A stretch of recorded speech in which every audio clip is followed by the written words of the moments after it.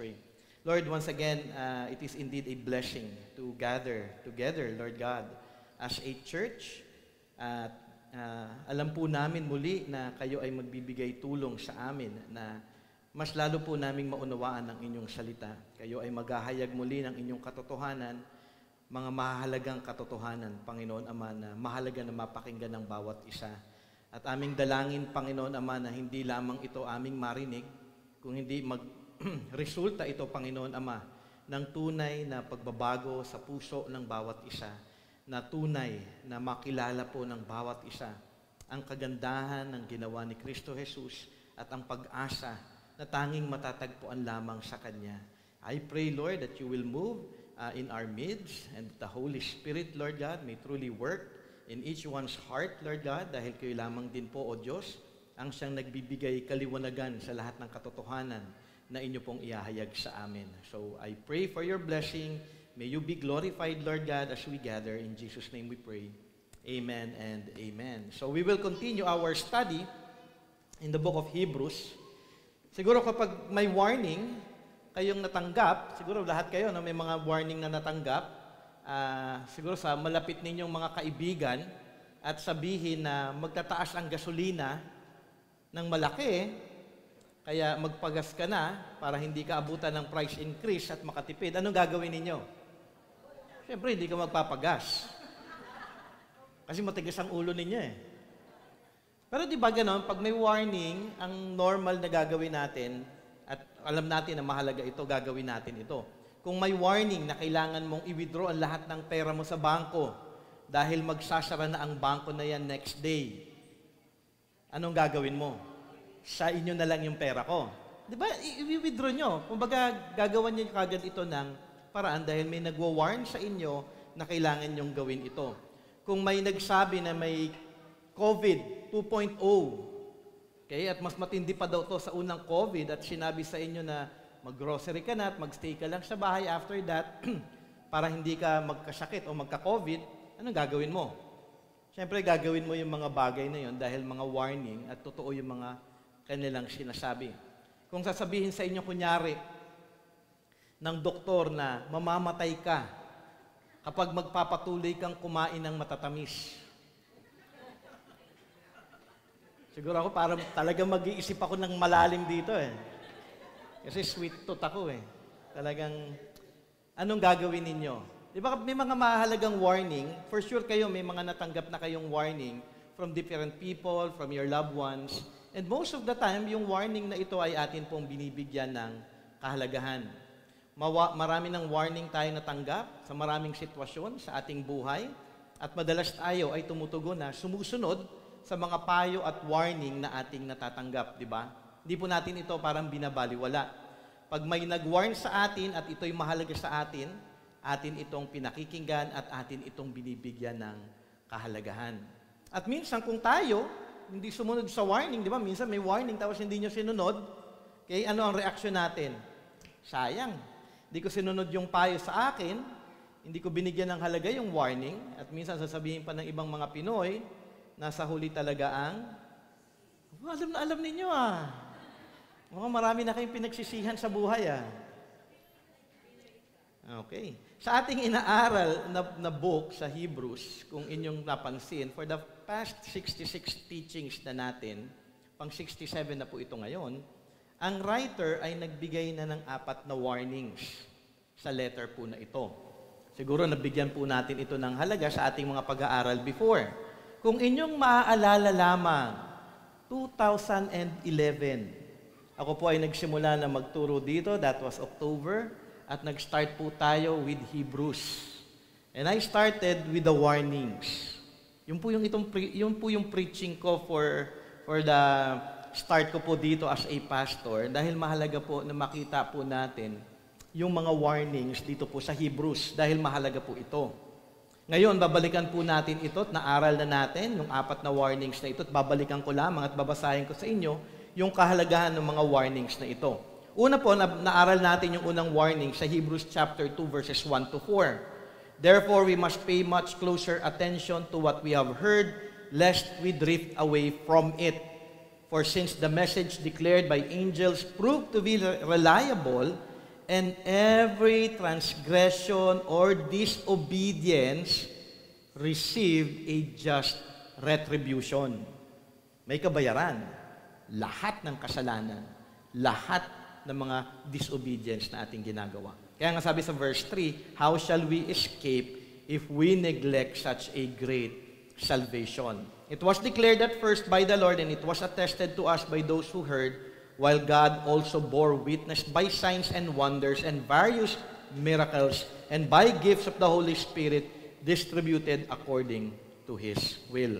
Yung pangalawang warning, actually makikita po ito at mahaba po ito sa Hebrews chapter 3 up to chapter 4 verse 13. Pero yung pinaka-main warning ay nasa Hebrews chapter 3 verse 7 to 13. Sabi po doon, therefore, as the Holy Spirit says, today, if you hear His voice, do not harden your hearts as in the rebellion. On the day of testing in the wilderness where your fathers put me to the test and saw my works for 40 years. Therefore I was provoked with that generation and said, they always go astray in their heart. They have not known my ways. As I swore in my wrath, they shall not enter my rest. Take care, brothers, lest there be in any of you an evil, unbelieving heart, leading you to fall away from the living God. But exhort one another every day, as long as it is called today, that none of you may be hardened by the deceitfulness of sin. May warning, huwag niyong patigasin ang inyong puso dahil ito ay may kapalit na pagsisisi in the end. Third warning, Hebrews chapter 5, verse 11 up to chapter 6 to 12. Pero makikita po natin yung main warning na ito sa chapter 6, verses 1 to 6. Sabi po doon, therefore, let us leave the elementary doctrine of Christ and go on to maturity, not laying again a foundation of repentance from dead works and of faith toward God. Ibig sabihin, bumalik na kayo, iwan nyo na yung alam nyo, yung pagiging happy-go-lucky ninyong Christian. It's a warning, huwag kayong parang okay lang sa inyong lakad at walang kasiguruhan sa inyong kaligtasan. Sabi nga, and of instruction about washings, the laying on of hands, the resurrection of the dead, and eternal judgment. And this will do if God permits. For it is impossible in the case of those who have been enlightened, who have tasted the heavenly gift, and have shared in the Holy Spirit, and have tasted the goodness of the Word of God and the powers of the age to come, and then have fallen away to restore them again to repentance, since they are crucifying once again the Son of God to their own harm and holding up to contempt. Be warned. Then in Hebrews chapter 10, from verse 19 to 39, basahin ko lamang po 26 to 31. Ito po yung pang-apat na warning na atin ang nadaanan before. Sabi po dito, for if we go on sinning deliberately, yun yung warning, yung maraming mga deliberate na alam ng kasalanan, gagawin pa rin. Okay? If we go on sinning deliberately after receiving the knowledge of the truth, ito yung warning, there no longer remains a sacrifice for sin, but a fearful expectation of judgment and a fury of fire that will consume the adversaries. Anyone who has set aside the law of Moses dies without mercy on the evidence of 2 or 3 witnesses. How much worse punishment do you think will be deserved by the one who has trampled underfoot the Son of God and has profaned the blood of the covenants by which He was sanctified and has outraged the Spirit of grace? For we know Him who said, vengeance is mine, I will repay. And again, the Lord will judge His people. It is a fearful thing to fall into the hands of a living God. Lahat po ng nabasa natin ay mga warning para sa lahat ng tao na kung kayo ay hindi magbibigay importansya sa inyong narinig na katotohanan, inyong narinig na panawagan ng Diyos ng kaligtasan, kayo ay malalayo ng malalayo sa Kanya, magpapatuloy sa kasalanan, at kung ikaw ay magpapatuloy sa kasalanan, magpapatuloy na hindi susunod sa Kanyang kautusan at kalooban ng Diyos. At sabi nga ng writer sa Hebrews chapter 2 verse 2, you will receive a just retribution. Vengeance ang inyong kakaharapin. Galit ng Diyos ang inyong makakaharap. Kung kayo ay magmamatigas o inyong patuloy na patitigasin ang inyong mga puso sa katotohanan at panawagan ng kaligtasan kay Kristo Jesus, sabi ng writer sa Hebrews chapter 3 verse 11, "As I swore in my wrath, they shall not enter my rest." Kung inyong nang narinig ang katotohanan ng gospel, inyo nang naranasan na ang kabutihan ng Diyos sa lahat ng ito at wala pa rin bungang pananampalataya kay Jesus, at kung kayo ay tatalikod pa rin sa mga biyayang inyong naranasan bilang bahagi ng church at ang resulta pa rin ay makasalanang pamumuhay, pagtalikod sa kabutihan ng Diyos, sabi ng writer sa Hebrews 6 verse 8, its end is to be burned. Its end is to be burned. Alam mo yun, naka-experience ka na dito sa church, yung goodness ni God, yung love ni God, na-experience nyo na yung pag-confront sa inyo, panawagan sa inyo, tapos baliwala, its end is to be burned. Kung ikaw ay magkapatuloy na gumagawa ng kasalanan, matapos mong marinig ang katotohanan, ang panawagan na iyo ng talikuran ng kasalanan dahil ito ay laban sa kabanalan ng Diyos. Kung magpapatuloy ka pa rin, alam mo yung paulit-ulit ka sa kasalanan, ayaw mong matuto, ayaw mong matakot sa Panginoon. Sabi ng writer na iyong kakaharapin ang banal na Diyos, a fearful expectation of judgment and a fury of fire that will consume the adversaries. At uulitin ko, chapter 10, verse 29 to 31, how much worse punishment do you think will be deserved by the one who trampled underfoot the Son of God and has profaned the blood of the covenant by which he was sanctified and has outraged the Spirit of grace? For we know him who said, vengeance is mine, I will repay, and again the Lord will judge his people. It is a fearful thing to fall into the hands of the living God. May judgment na parating. Kaya wag kang parang Christian ako, pero alam mo yun, yung hindi ka seryoso in holiness, yung parang hindi mo binibigyan, wala kang takot kay God. Yung parang okay lang na gumawa ka ng kasalanan na paulit-ulit, okay lang na hindi ka nagbabasa ng Bible, okay lang na hindi ka lumalago kay Kristo Jesus, okay lang na parang ganito ang pamumuhay ko. Baka hindi ka Christian. Yun yung nakakatakot doon. Kasi dito lahat na sinabi na eh. Malinaw ang Scripture. Yun yung kagandahan ng Scripture eh. It is clear. The problem is, ang tao po, napakatigas lang po talaga ng puso natin. At most of the time, hindi po natin binibigyan ng halaga yung warning. Pero pag nagtaas yung gasolina, mas binibigyan natin ng kahalagan yun, di ba? Pero kapag kunyari daw, magkasara yung bangko, for sure, kung meron kang pera lang sa bangko. Kasi baka mamaya, wala naman akong pera, bakit ako mag-withdraw?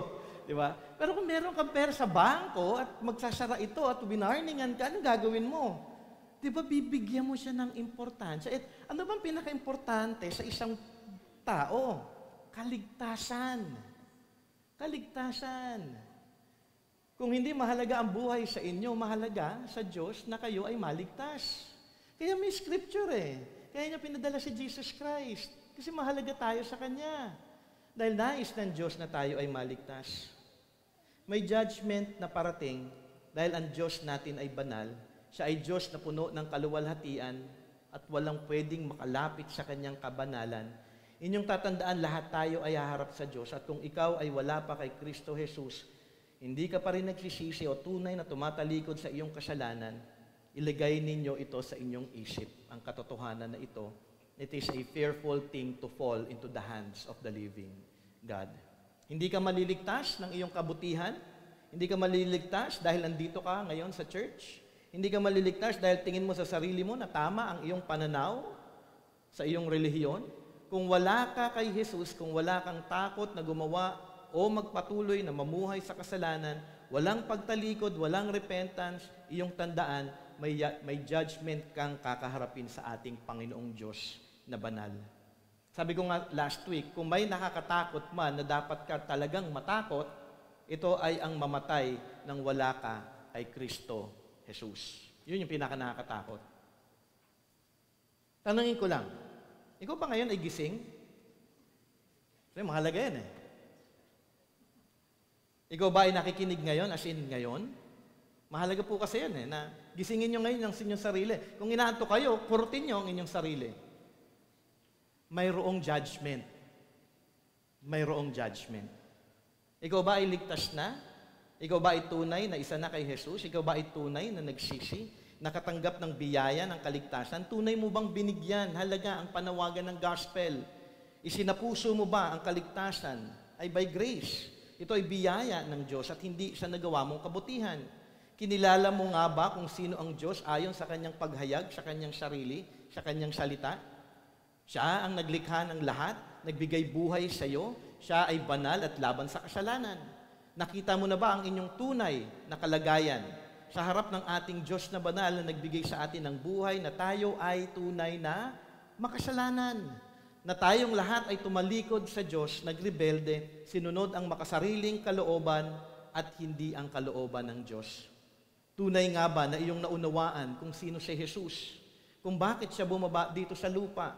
Diyos naging tao upang tayo ay iligtas sa ating mga kasalanan. Naunawaan mo ba ang ginawa ni Jesus na kaligtasan para sa mga taong tumalikod sa Diyos? Si Jesus ang tunay na sumunod sa kanyang kalooban. Si Jesus ang tumanggap ng lahat ng kaparusahan para sa ating mga kasalanan. Kaya itong pinagbayaran sa krus ng Kalbaryo, namatay para sa atin.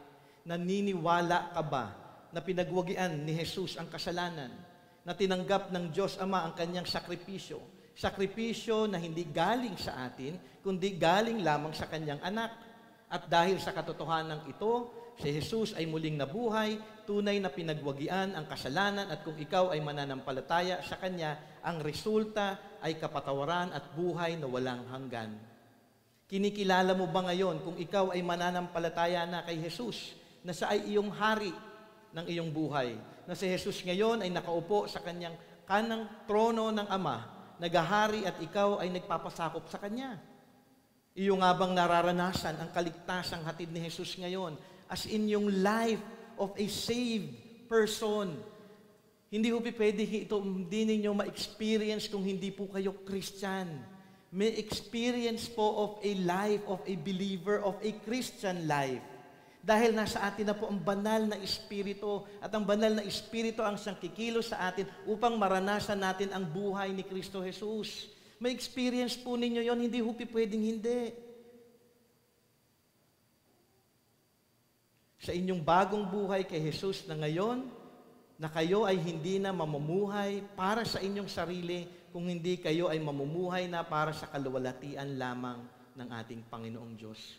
Sumusunod na ngayon kay Jesus, hindi na sa sarili o sa kagustuhan ng mundo. Inyong tignan, suriin ang inyong mga puso, ang inyong mga buhay, dahil ang Diyos ay banal at may judgment na pararating. Darating yung judgment na yun. Yung judgment na yun, either mamatay ka ngayon o bumalik si Jesus. May judgment tayong lahat kakaharapin.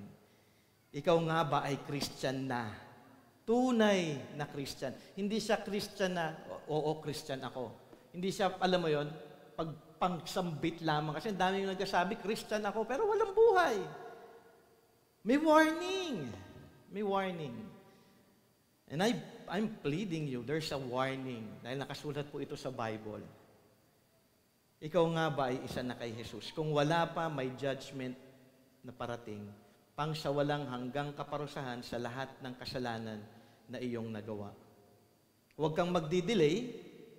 Sabi nga sa ating nabasa, today, if you hear His voice, do not harden your hearts. Naalala ko si, nakalimutan ko din. Naalala ko, pinuntahan ni Del yan eh. Sana nandiyan si Del eh. Dito yung Pastor Hans sa Chicago, D.L. Moody. Si D.L. Moody, may kwento kay D.L. Moody. Nag-share siya ng gospel. Hindi niya tinapos yung gospel presentation niya. Parang binitin niya, sabi niya, gusto niyong malaman kung ano ang kaligtasan, you go back next Sunday. Then nagkaroon ng Chicago Fire. Yung Great Chicago Fire. And then si D.L. Moody dahil hindi niya tinapos yung kanyang preaching. At maraming namatay during the Chicago Fire. And I don't want to do that. Sige, next week na lang ulit. Tayo ho, in our church, we are to be thankful dahil may call po palagi tayo of repentance. There's always a call to believe in Jesus Christ. Today, if you hear His voice, do not harden your hearts. Do not harden your hearts. Kung alam mo na hindi ka pa Christian, at alam nyo yan kung hindi ka pa Christian, huwag nyong lokohin ang sarili nyo. Please, huwag nyong i-deceive na porket nandito kayo, okay kayo, nag-a-attend kayo ng church, tuwing birthday nyo, nagbabasa kayo ng Bible. Alam nyo yon, ang dami-daming taong deceived pero namumuhay apart from the truth. Ang dami-dami nagsasabing Christian pero namumuhay hindi ayon sa katotohanan ng salita ng Panginoon. Pero sabihin nila, Christian sila. I tell you, kung alam mo na hindi ka pa Christian, manalangin ka ngayon at hingi ng awa ng Diyos. Hingi ng kanyang biyaya na ikaw ay tulungan niya na tunay mong maunawaan ang gospel at tumugon ng may tunay na pananampalataya kay Jesus at ikaw ay magsisi sa iyong mga kasalanan at talikuran ang lahat ng ito. I tell you, talikuran mo ang iyong sin. Kung Christian ka na, nag-sin ka, talikuran mo patuloy siya. Yun lang po yun eh. Kasi progressive sanctification tayo eh. Hindi naman tayo mamumuhay perfectly sa mundong ito eh. Pero yung desire mo, ayaw mo na ng sin at patuloy mo siyang i-desire na talikuran yung sin. Huwag mo nang antayin pa ang bukas o ang next week o next month o next year. O kaya ang kasinungalingan na may bukas pa, o kaya ang kasinungalingan na hindi pa naman babalik si Jesus.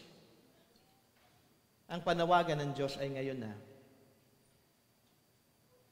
Madalas ko nakikwento ito na kung ikaw, narinig mo na ang gospel at bigla kang namatay, na wala ka pa kay Jesus, diretso ka sa kaparusahan ng Diyos at pangsawalang hanggan na buhay sa iyong isip.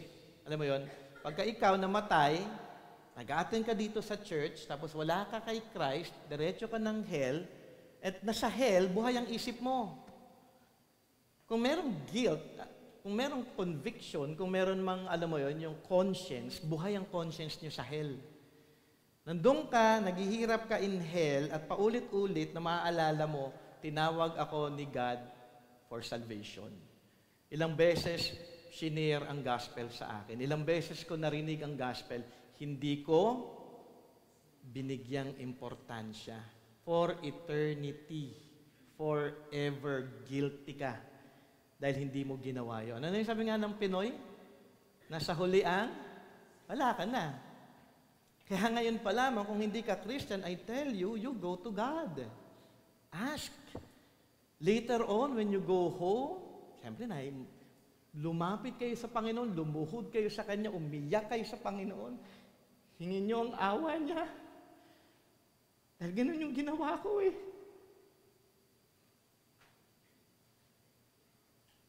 Nung nakita ko yung aking pagiging makasalanan, di ba na-share ko na yun sa inyo, gusto kong umuwi. Kasi natakot ako dahil darating ang araw, baka humarap ako at wala ako kay Kristo Jesus. Buong maghapon, umiiyak ako sa Panginoon, hinihingi ang awa niya. Dahil hindi ko naman kayang iligtas ang sarili ko eh. Biyaya lang niya eh.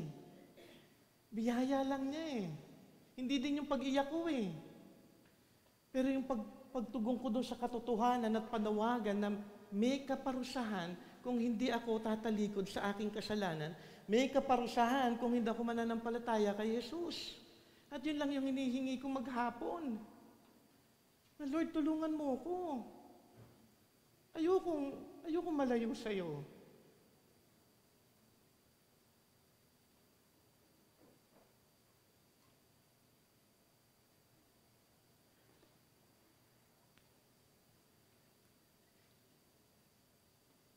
Pangsawalang hanggang kaparusahan, pangsawalang hanggang wrath ni God, o galit lamang ng Diyos ang inyong mararanasan sa impyerno.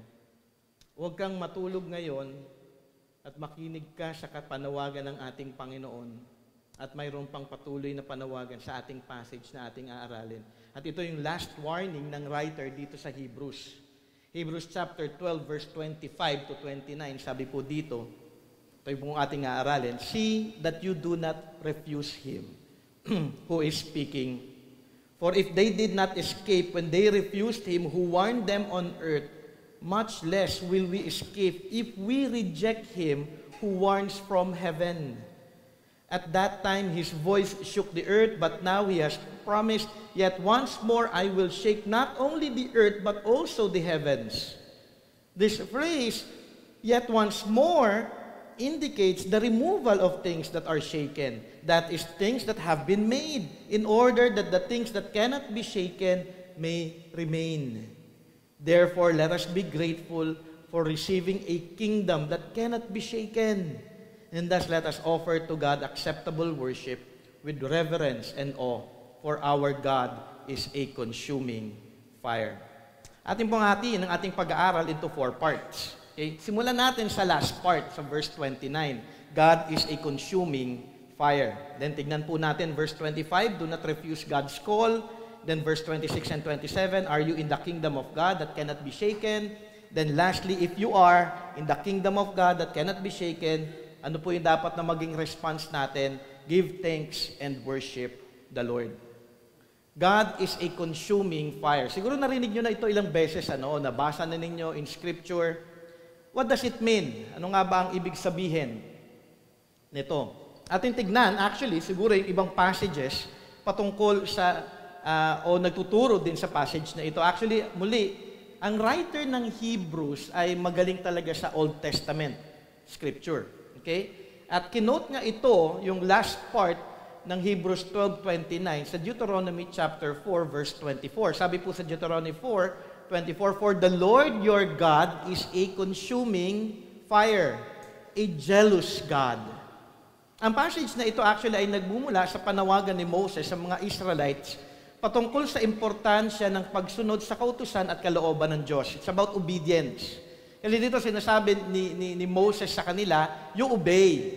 If you will not obey, you will face judgment. Because God is a consuming fire.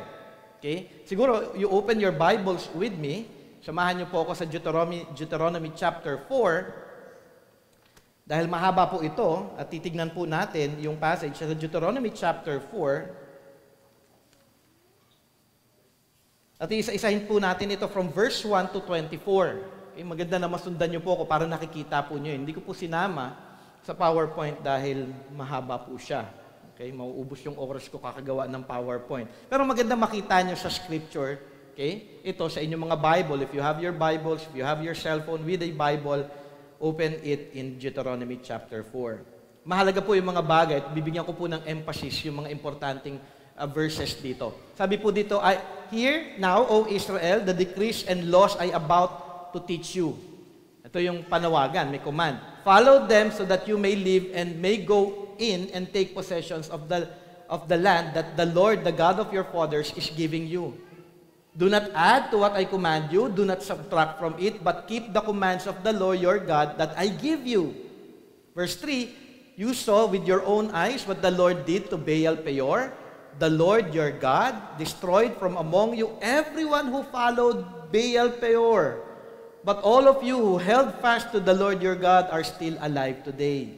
See, I have taught you decrees and laws of the Lord my God commanded me, so that you may follow them in the land, and are entering to take possessions of it. Observe them carefully, for this will show your wisdom and understanding to the nations, who will hear about all these decrees and say, surely this great nation is a wise and understanding people. Skip to verse 9, sabi dito, only be careful and watch yourselves closely so that you do not forget the things your eyes have seen and let them slip from your heart as long as you live. Huwag niyong kakalimutan, huwag niyong aalisin ang inyong mga mata sa katotohanan ito. Sabi dito, teach them to your children and to their children after them. Remember the day you stood before the Lord your God at Horeb, when He said, assemble the people before me to hear my words, so that they may learn to revere me as long as they live in the land, and may teach them to their children. ipasa natin yung katotohanan daw na ito. Verse 11, you came near and stood at the foot of the mountain while it blazed with fire to the very heavens, with black clouds and deep darkness. Naalala niyo yung tinuro ko last time? Mount Sinai and Mount Zion. Diba? Ito, binabalik muli dito. Dito, binibigyan muli sila ng paalala sa kanilang pagharap doon sa Mount Sinai. Then verse 12, then the Lord spoke to you out of the fire. You heard the sound of words, but saw no form. There was only a voice. Nakatakot, ano? May naririnig ka eh. Then verse 13, He declared to you His covenant, the 10 commandments, which He commanded you to follow, and then wrote them on 2 stone tablets. And the Lord directed me at that time to teach you the decrees and laws you are to follow in the land that you are crossing the Jordan to possess. Verse 15, yung second part, therefore watch yourselves very carefully, so that you do not become corrupt and make yourselves an idol, an image of any shape, whether formed like a man or a woman. Then, jumping to verse 23, sabi dito, yung verse 21 to verse 22, dito in-explain lang, sinishare ni Moses yung kanyang experience before God, na siya mismo ay pinarusahan din ng ating Panginoon. Kaya may warning ulit dito si Moses. Sabi ni Moses, verse 23, be careful not to forget the covenant of the Lord your God that He made with you. Do not make for yourselves an idol in the form of anything the Lord your God has forbidden. Verse 24, for the Lord your God is a consuming fire, a jealous God. Mag-ingat kayo dahil may warning. Pakinggan niyo lahat ng ito. Huwag kayong tumalikod, mag-obey kayo kay God, sundin ninyo at pakinggan ninyo ang kanyang panawagan. Ito yung unang paggamit dito at makikita din natin also in Deuteronomy chapter 9. Punta po tayo doon sa verses 1 to 3. Ko lang kung nasama ko na yun dito sa PowerPoint. Sabi po dito, Hear, O Israel, you are now about to cross the Jordan to go in and dispossess nations greater and stronger than you. So, ibig sabihin, bago sila magpunta sa Jordan, before magpunta ng Jordan, may warning. Bago tumawid sa Jordan, may warning. Okay? Large cities that have walls up to the sky. The people are strong and tall, Anakites. You know about them and have heard it said, who can stand up against the Anakites? Then verse 3, be assured today that the Lord your God is the one who goes across ahead of you like a devouring fire. Galit siya dun sa mga makasalanang ito, sa mga Anakites na ito. But if they are with the Lord, i-devour silang lahat ng ating Panginoon like a fire. He will destroy them, He will subdue them before you, and you will drive them out and annihilate them quickly as the Lord has promised you. Fire, judgment. Gagawin ng ating Panginoon yan. May judgment sa mga disobedient, may judgment sa mga tao na kumakalaban sa ating Panginoong Diyos. So sa dalawang passage na ito ating makikita na laban ang Diyos sa kasalanan, sa idolatry, laban ang Diyos sa mga taong kumakalaban sa Kanya o tumatalikod sa ating Panginoong Diyos. Ano ang kakaharapin ng mga taong ito? Sabi nga sa ating passage na basa, kaparusahan, God will destroy them. God is a consuming fire at walang makakapigil sa galit ng Diyos sa mga taong tumalikod sa Kanya. Ang kanilang kakaharapin lamang ay galit ng ating Panginoon at pangsawalang hanggang kaparusahan. As a reminder and application, ito ay paalala ng writer sa Hebrews, sa mga Hebrew Christians at that time. May judgment sa mga mananatili sa kasalanan. May judgment sa mga mananatili sa Mount Sinai. Kung wala ka pa kay Jesus, iyong tandaan, God is a consuming fire. Laban siya sa kasalanan mo, laban ng Diyos sa mga taong tumatalikod sa Kanya. I do hope malinaw po sa atin na may judgment talaga. Dahil in Scripture, pinakita yung judgment ng Panginoon. He is a consuming fire. Walang makakaharap sa ating Panginoon at makakaligtas sa Kanyang judgment. He will consume everyone. Walang makakaalam mo yun, yung parang, matatakasan ko yan. Hindi mo mautakan ng Panginoon. Hindi mo magagawa ng paraan na ikaw ay ligtas sa kanyang judgment because He is a consuming fire. So kung ang Diyos, may judgment, consuming fire siya, ito yung warning. Verse 25, at balikan po natin ito kung kanina, 29 po tayo nag-start, do not refuse God's call. Sabi sa verse 25, see that you do not refuse Him who is speaking. For if they did not escape when they refused Him who warned them on earth, much less will we escape if we reject Him who warns from heaven. From lesser to the greater yung approach po dito ng writer. Dati, di sila nakatakas, ay mas lalo ngayon, hindi ka makakatakas sa ating Panginoon. Huwag mong isipin na makakatakas ka sa iyong mga kasalanan. At maganda na makita natin yung start pa lamang ng word dito, ng writer ng Hebrews, yung word po na see that you do not refuse Him who is speaking. Yung word see is a command. Hindi suggestion na huwag mong tanggihan ang panawagan ng Diyos. Ito ay command, listen and obey Him who is speaking. So kung ang Diyos ay nagkasalita, kung ang Diyos ay malinaw sa Kanyang salita na inihahayag ngayon, pakinggan mo ito at sundin mo ang pinapayo ng ating Panginoong Diyos sa inyo. Iyong nga bang binibigyang halaga ang bawat salita na inyong napapakinggan na nagmumula sa katotohanan ng Diyos? Kasi may declaration of truth ngayon eh. Okay? Pakinggan mo ito ngayon at sundin mo ang panawagan ng Panginoon. Ano ang kailangan ninyong pakinggan at sundin? Ang panawagan kung sino si Jesus. Pakinggan ninyo ang katotohanan patungkol sa ating Panginoong Jesus. Inyong kilalanin ang ating Panginoong Jesus na inyong panampalatayanan siya. Na inyong ituon ang inyong isip at puso kay Jesus at ang maligtas kayo sa Kanyang pangalan dahil sa Jesus lamang ang tanging pag-asa ng tao. Sabi ng writer, paulit-ulit akong naghahayag patungkol kay Jesus. From chapter 1 up to chapter 12, it is about the supremacy of Christ. Dumating na siya at siya na ang nagsalita, nananawagan sa ating lahat. Ang Diyos ay nananawagan. Kaya nga bumaba si Jesus Christ. Kung before, through prophets, di ba sa Hebrews chapter 1, ngayon si God is speaking through His Son. Bumaba na ang Diyos, si Jesus, nagsasalita, tinatawag tayo. Isipin nyo na lang yun. Di ba? Bumaba si Jesus at nananawagan, repent. Di ba yun yung kanyang unang panawagan?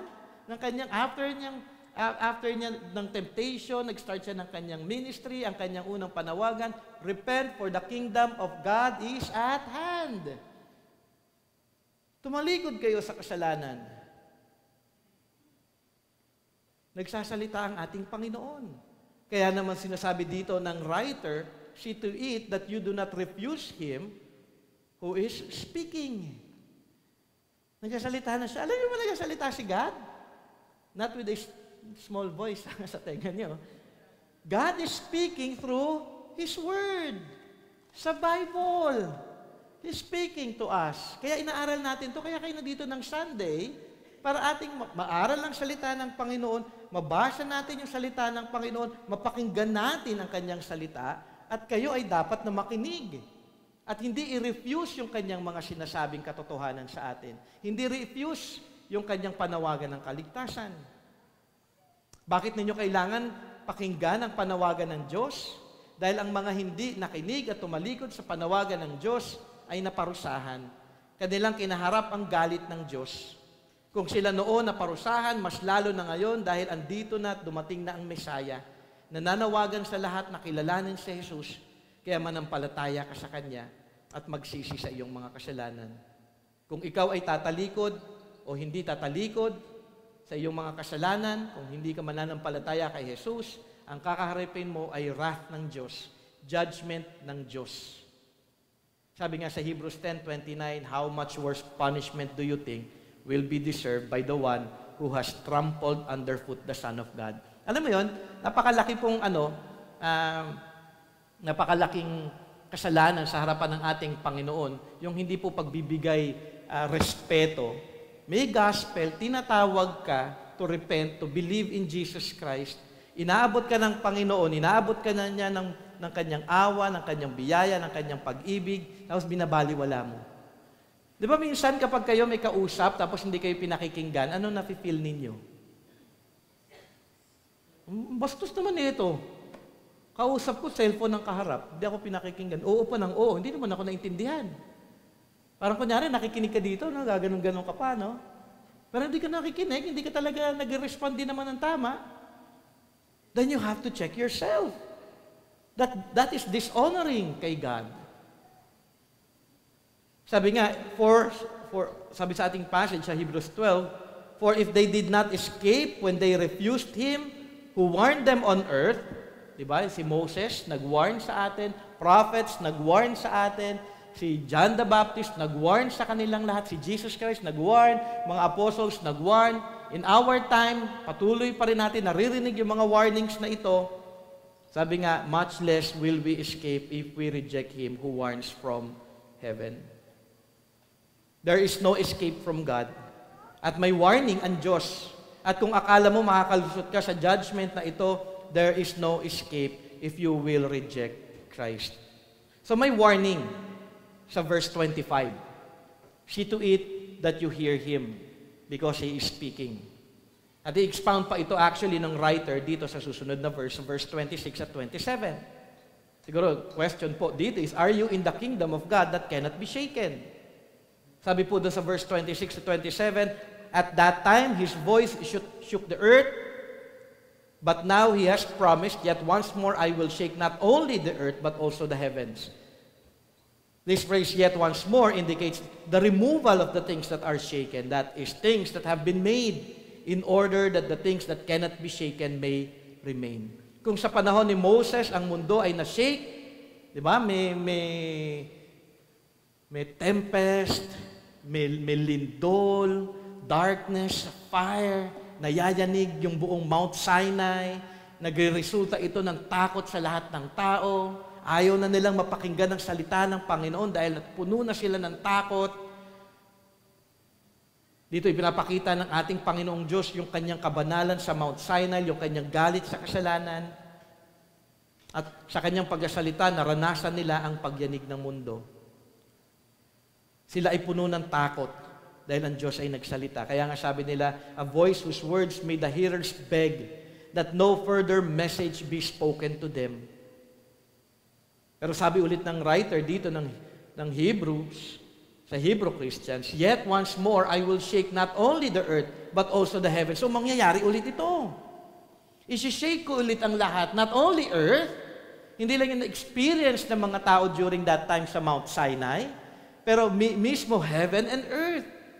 Isi-shake ng ating Panginoong Diyos. At ang quotation na ito nagmumula sa Haggai chapter 2 verse 6. Sabi po doon, for thus says the Lord of hosts, yet once more in a little while I will shake the heavens and the earth and the sea and the dry land. Ngayon hindi lamang earth kundi maging heavens. Kung ang nakakatakot yung sitwasyon noon, mas higit ang panawagan na ngayon dahil dumating na ang itinuturo ng Old Testament, narito na si Jesus. Nagsalita na siya, naghayag na din ng Diyos at nagsalita sa baptism ng ating Panginoong Jesus, di ba? Alam niyo, yun yung parang hindi natin na-experience yung baptism ni Jesus Christ na nagsalita si God. Hindi natin na-experience yung time kung saan nagkaroon ng transfiguration si Jesus Christ na nagsalita ang ating Panginoong Diyos. Hindi natin lahat yun na-experience. Pero nabasa natin. Di ba? So, nagkasalita ang Panginoon, may panawagan siya para sa ating lahat. Sabi sa Matthew 3, verse 7, and behold, a voice from heaven said, this is my beloved Son, with whom I am well pleased. Matthew 17:5, He was still speaking then. Behold, a great bright cloud overshadowed them. And a voice from the cloud said, this is my beloved Son, with whom I am well pleased. Listen to Him. Mark 9, and a cloud overshadowed them, and a voice came out of the cloud, this is my beloved Son, listen to Him. Luke 9:35, and a voice came out of the cloud saying, this is my Son, my chosen one, listen to Him. Kung nagsalita ang Diyos noon, may paalala na once more, ito ay may warning muli sa Diyos. Ano ang ibig sabihin nito? Kung may punishment noon at judgment ang kinakaharap ng mga taong tumalikod sa Diyos before, Ngayon yung final judgment na dahil ang wala kay Jesus ay kanyang aalisin na kasama pa ng lahat ng mga bagay na nalikha. Yet once more, indicates the removal of things that are shaken. Mangyayari ulit ito, pero mas nakakatakot na. Removal of things that are shaken. That is things that have been made. So everything that was created, gugunawin ni God yan. In order that the things that cannot be shaken may remain. So kung ang priority mo, things of this world, worldly things, mawawala lahat yan. Baliwala lahat yan. Dahil what is shaken ay mawawala, dun lang sa mga hindi na shake ay magre-remain. Noon, actually, during that time, kung narinig at may pag-shake ang ating Panginoon, may pag-asa pa. Dahil nanatili pa rin sila sa mundong ito, dahil inaantay ang pagdating ng Messiah. So may hope noon, during Mount Sinai. Ngayon, sa parating na judgment, sa muling pagdating ng ating Panginoong Jesus, aalisin na ng Diyos ang lahat. Ang matitira lamang ay ang mga naging isa na kay Jesus. Mananatili na lamang ang mga hinirang sa kaligtasan, ang mga tao na tunay na sa biyaya ng Diyos ay nanampalataya at nagsisi sa kanilang mga kasalanan. May shifting na parating. Ikaw nga ba ay mananatili o ikaw ay kasama sa mga mawawala? Alam niyo yung shifter? Diba? Sinishift natin yung flour. Si baker po ako. So, may mga maiiwan doon.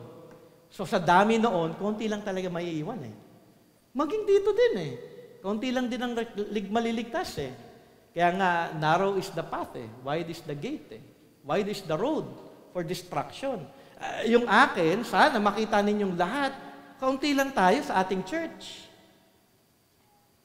Kung i-apply natin yung narrow path at wide road, hindi lahat kayo maliligtas. Ang tuon natin, lahat kayo sana maligtas. Maligtas sana kayong lahat. Kasi yun yung nais ng Panginoon eh. The desire of God, sabi sa 1 Timothy, is for everyone to be saved and come to the knowledge of the truth. And what you're hearing right now is the truth. The gospel about Jesus Christ. There will be a shifting. Kaya naman ang katanungan ngayon, are you in the kingdom of God that cannot be shaken? Kung ikaw ay bahagi na ng kaharian ng Diyos, ikaw ay mananatili. You will not be shaken. You will continue to stand before God, hindi dahil may nagawa kayo o dahil sa inyong sarili, kundi ito ay dahil sa inyong pakikiisa lamang kay Kristo Jesus. Dahil ito ay sa biyaya ng Panginoong Diyos. Kaya siguraduhin ninyo yun na tunay nga na inyong natanggap ang biyaya. Kaya nga si Paul, nagkasabi siya eh, make your election sure. Test yourselves if you are in the faith. Kaya naman ang katanungan, are you in the kingdom that cannot be shaken? Kung wala, then ask God's mercy. Lord, isi-shift daw kaming lahat. At lahat mawawala, meron lamang mananatili na kay Kristo Jesus. Gusto ko, Lord, sana kasama ako dun sa mga mananatili. Hingin niyo po yung awa ng Panginoon. Kung may panalangin na pakikinggan ng Diyos sa isang tao na wala pa kay Kristo Jesus, ito ang panalangin na nagpapakumbaba, kinikilala kung sino ang Diyos, kinikilala ang sarili ng makasalanan, kinikilala na ang tanging pag-asa niya ay si Kristo Jesus lamang, nagnanais na maligtas, mapatawad, malinis, maging malinis sa harap ng Diyos at nagsisisi sa kasalanan. Kung hindi ka pa Christian at kung ikaw ay mananalangin at ikaw ay tunay na magpapakumbaba, pakikinggan ka niya. Dahil ang ating Diyos ay mawain. Huwag niyong isipin na ang dami ko ng kasalanan, hindi na ako patatawarin ng Diyos. Hindi. Ang Diyos ay mapagpatawad. Pero kailangan niyong talagang tignan, makita ang katotohanan patungkol sa Diyos, patungkol sa inyong sarili, at ang inyong pangangailangan kay Kristo Jesus. Ninyo itong ihingi ng awa sa Diyos at pakinggan ang panawagan na ito. So be warned. May shaking na darating, and I do hope, pag tayo ay shinake, lahat tayo ay nananatili na nakatayo kay Kristo Jesus. Sana wala po sa inyong masishake at mawawala kasama ng mundong ito at makakatanggap ng kanyang judgment. Pag sinabi sa kanyang salita, ito ay totoo. Pag sinabi at nabasa natin ito sa kanyang salita, ito ay mangyayari at 100% na ito ay mangyayari. Dahil ang salita ng Diyos ay totoo. Lastly, paano ngayon, Brother Jay, kung ako nga ay na kay Kristo Jesus? Sabi ko nga sa inyo palagi, doctrine and life. If you are in the kingdom that cannot be shaken, ang response po ng taong ito, ng Kristiyano, is to give thanks and worship the Lord. Sabi po, therefore, let us be grateful. Ano pinapaalala dito ng writer sa mga Hebrew Christians? Alam niyo, narinig niyo na yung gospel, Christian na kayo, you are in Christ. Huwag kayong magpadala sa persecution, huwag kayong magpadala sa panawagan na bumalik muli kayo dun sa dati ninyong pananampalataya. Be grateful, be thankful, because you have received the kingdom that cannot be shaken. And then sabi pa dito ng writer, and thus let us offer to God acceptable worship with reverence and awe. Paalala muli ng writer sa mga Hebrew Christians, kung ikaw ay isa na kay Jesus, huwag ka nang bumalik pa sa dati. Magpasalamat ka at magpuri sa Panginoon. So paano na mamumuhay ang isang tao na kay Kristo Jesus bilang isang mananampalataya? Number one, give thanks. Ikaw nga ba sa bawat araw ay puno ng pagpapasalamat sa Diyos sa kaligtasan na iyong natanggap? Are you thankful? Alam mo yung every time you think about it, yung salvation, that it is only by grace, and every time na when you sin, and then when you pray and confess your sin before God, and that you know His promise in 1 John, that you will be forgiven, you will go back again to the gospel because you know that you are forgiven because of Christ. Do you remember the gospel? Imposible po na hindi nyo mabalikan ng gospel. Why? Because we still sin every day. And every time we sin every day, if you are a Christian, you will confess. And if you confess, you will be reminded that you are only forgiven because of Jesus Christ. Kaya every day, meron tayong humility dapat. Every day, tayo palagi nagpapakumbaba sa Diyos. Na Lord, thank you because there's forgiveness in Christ. Thank you. Dahil apart from Christ, hindi ako makakatayo ngayon. Apart from Christ, nasaan na ako? Naalala ko, nagpatugtog ako ng Tagalog worship song, papuri. Sabi dun sa song, nasaan nga ba ako kung wala ako kay Kristo? Alam niyo yun? Kahit sa simpleng Tagalog words na yun, oo nga Lord, nung akin naalala yun, Lord, nasaan nga ako kung wala ka sa buhay ko? Aking binabalikan yung aking past nung wala pa kay Kristo, Lord, nandun po ako, nakakatakot yun. Wala kay Kristo, namumuhay sa kasalanan, namumuhay sa kagustuhan ko, walang pagpupuri, walang direksyon. Nakakatakot at ayokong balikan yun. While driving, I was thinking about it and I was thankful to God. Na Lord, thank you, wala na ako doon at na kay Kristo Jesus na ako.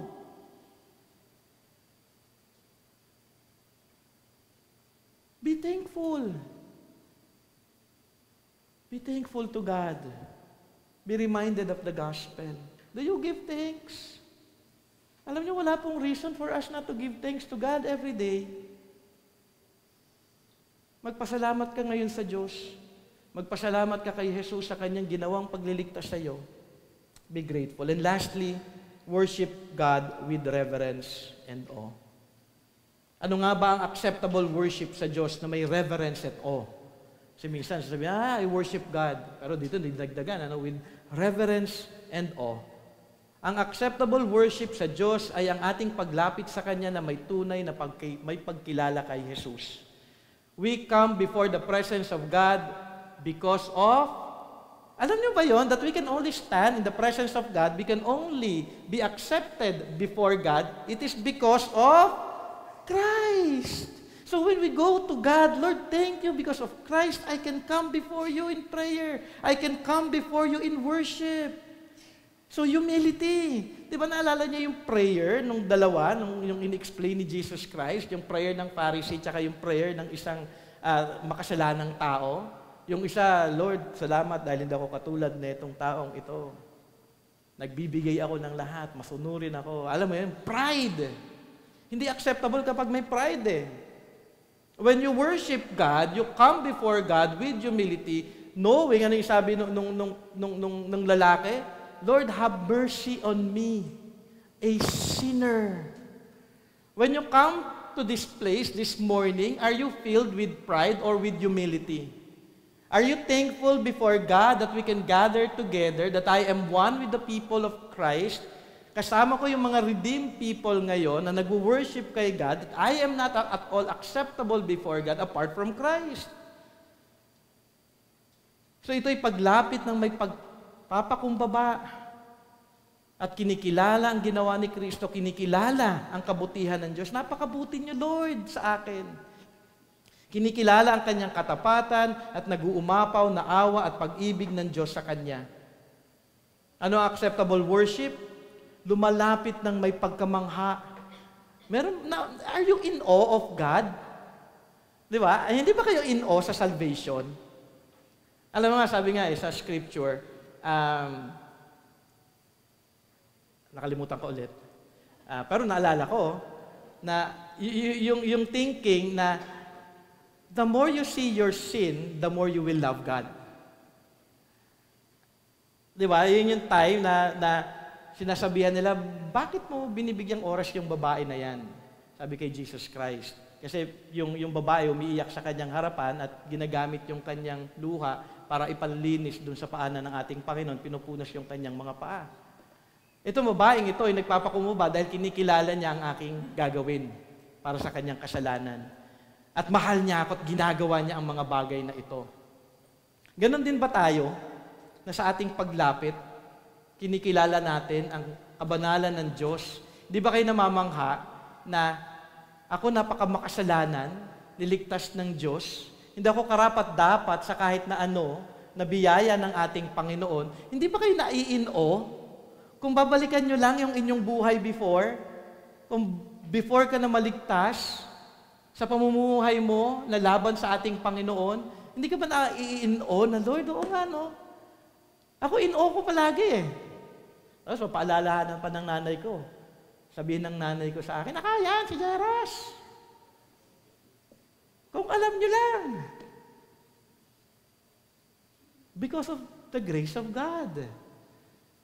Nakaka-in-awe na ako, makasalanan, niligtas ng ating Panginoong Diyos. Na wala tayong, hindi tayo karapat-dapat na makatayo sa kanyang harapan. Kaya ngayon tayo puno ng pagpapasalamat, takot na nagbibigay respeto dahil kinikilala ang pagiging Diyos ng ating Panginoon. Acceptable worship before God ay ang ating paglapit sa kanyang harapan na mayroon nga tayong pagpapasakop o pagnanais o desire na tunay na sumunod sa Kanya. Hindi acceptable worship yung tamang, you will come, mag-worship ka sa ating Panginoon, mag-pray ka, magpapasalamat ka, pero wala ka naman desire to change. Alam mo yun, yung mag-worship ka every Sunday, pero mamaya, after service, balik ka sa dati mo. Tapos bukas, hanggang Saturday, namumuhay ka para sa sarili mo. Niloloko mo ang Panginoon noon. That is not acceptable worship. Yung mag-worship ka lang on Sunday, you worship God every day. You acknowledge Him as God. You desire to be holy. You desire to walk in righteousness. Yun yung acceptable worship. Hindi yung parang, you will praise the Lord, I thank the Lord, pero wala naman desire to be sanctified, walang desire to repent of the sins, walang desire to follow God. Walang ginagawa para labanan ng kasalanan. Walang ginagawa para talikuran ng kasalanan. Paglapit ninyo, it is not acceptable. Kasi niloloko nyo si God every day. You cannot fool God. Wala po makakapanloko sa Panginoon because God looks at the heart. Kaya ngayon magbago na kayo. Kung akala ninyo, pwede kayo makalapit sa harapan ng ating Panginoon ng kung paano nyo lamang gustong humarap sa Kanyang harapan, na parang okay lang na may kasalanan at parang walang desire to change, walang desire to be more like Christ, then you are fooling yourself. You cannot fool God.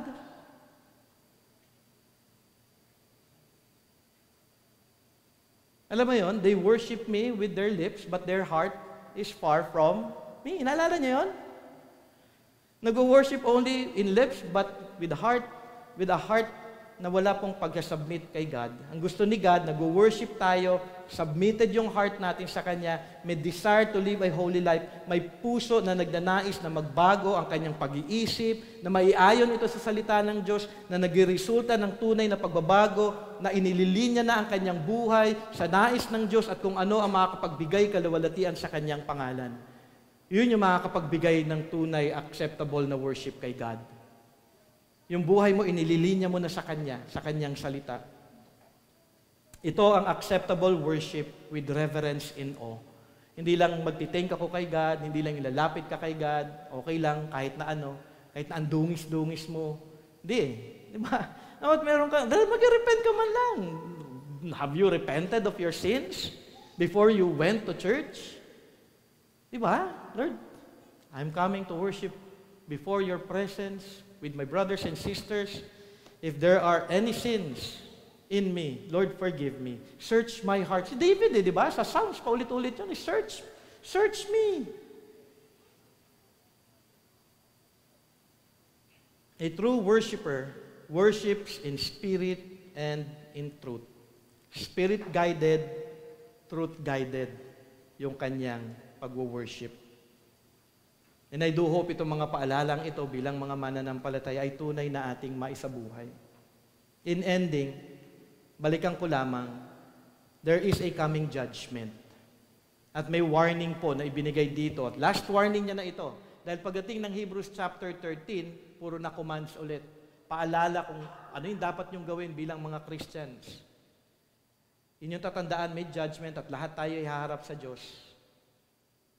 At ang ating Diyos, tandaan natin, God is a consuming fire. God will judge those who will turn away from Christ. And God will shake the heavens and the earth.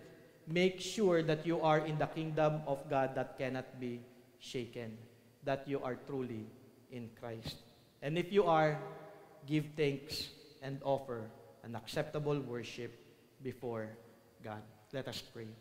Lord, muli kami po ay nagkapasalamat sa inyong mayamang biyaya, sa hindi niyo po pagkukulang sa amin, Panginoon Ama, na panawagan na manampalataya sa inyong anak.